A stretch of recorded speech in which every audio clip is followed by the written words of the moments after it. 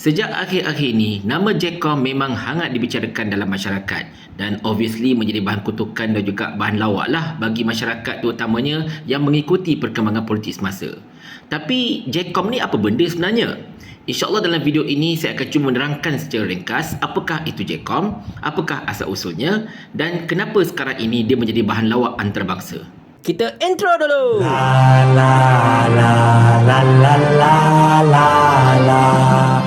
Assalamualaikum warahmatullahi. JCOM ini tuan-tuan sekalian, nama penuhnya lah Jabatan Komunikasi Komuniti. Tugas JCOM ini secara asasnya ialah untuk memberikan penerangan dan juga penjelasan serta penyebaran berkenaan dengan inisiatif dan juga dasar-dasar kerajaan. Asal usul JCOM ini tuan-tuan sekalian ialah pada tahun 1959, iaitu ketika penubuhan bahagian hal ehwal khas, di mana bahagian tersebut bertujuan untuk memberikan kestabilan ataupun mempromosikan kestabilan agama, politik dan juga perkauman dalam negara ini. Yalah, masa itu pun negara kita baru-baru muncul kan. Dan perlahan-lahan selepas itu, bahagian hal ehwal khas ini semakin ditambah baik, semakin diperbaharui dan juga diberikan penjenayaan semula. Jadilah cawangan hal ehwal khas, kemudian jabatan hal ehwal khas, sehinggalah pada tahun 2004 bila nama JHEK itu ditukarkan kepada JASA dan ditambahkan dengan fungsi untuk memberikan penerangan dan juga pencerahan kepada masyarakat berkenaan dengan inisiatif dan juga dasar-dasar kerajaan seperti mana saya sebutkan tadi.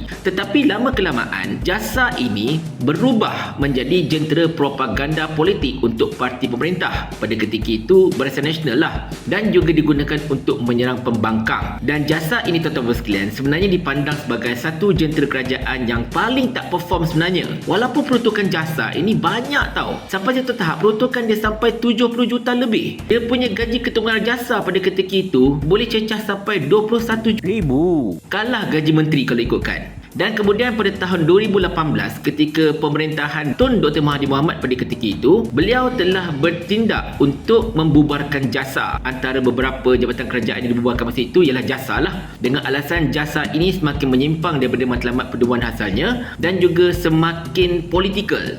Dan kemudian pada tahun 2020 ketika era Kerajaan Perikatan Nasional, JASA ini dimunculkan kembali sebagai membantu jentera penerangan kerajaan pada ketika itu dengan peruntukan yang pada peringkat asalnya agak tinggi, iaitu lebih kurang 80 juta. Tetapi selepas itu JASA dijenamakan semula kepada JCOM, Jabatan Komunikasi Komuniti, kekal nama itu sampai sekarang dengan peruntukan yang diturunkan dengan mendadak. Pada 10 Disember 2022 kalau tak salah saya, peruntukan untuk JCOM ini diturunkan sehingga 40 juta ringgit, which is separuh daripada peruntukan asal tersebut. Jadi itu sedikit berkenaan dengan sejarah JCOM ini. Dan seperti mana yang kita sebutkan dalam penerangan kita yang panjang lebar itu, antara punca kenapa orang duk menyampah dengan JCOM inilah mereka menjadi alat propaganda kepada parti kerajaan, menyimpang daripada tujuan utama mereka diwujudkan dahulu, iaitu untuk menyampaikan serta menjelaskan tentang dasar-dasar kerajaan itu sendiri, tak kira parti apa pun yang memerintah. Tetapi bila JCOM ini disalahgunakan sebagai jentera propaganda parti pemerintah dan digunakan untuk menyerang pembangkang dan sebagainya, serta dilihat sangat berlebih-lebihan dalam mempertahankan pemimpin-pemimpin kerajaan, lama-kelamaan orang jadi menyampah dengan JCOM ini. Jadi soalannya, adakah patut JCOM ini terus wujud dan sebagainya? Kalau nak ikutkan, sebenarnya fungsi JCOM ini selama ini didukung juga oleh RTM, didukung juga oleh Jabatan Penerangan dan didukung juga oleh Jabatan Strategik dan Penerangan Pejabat Perdana Menteri. Jadi bila banyak sangat jabatan kerajaan yang membawa agenda yang sama, ini menjadikan beberapa agensi kerajaan tersebut sebagai redundant, sebagai tak patut diwujudkan lagi dah. Dan kalau anda tanya saya, pihak mana yang patut dikekalkan sebagai jentera penerangan kepada kerajaan, sepatutnya kekalkan RTM je. Sebab RTM itu memang media, memang merupakan jentera penerangan kerajaan sejak dulu sampailah sekarang. Jadi macam JCOM ke, Jabatan Penerangan untuk PMO ke, benda-benda ini patutnya dibubarkan dah. Sebab apa tahu?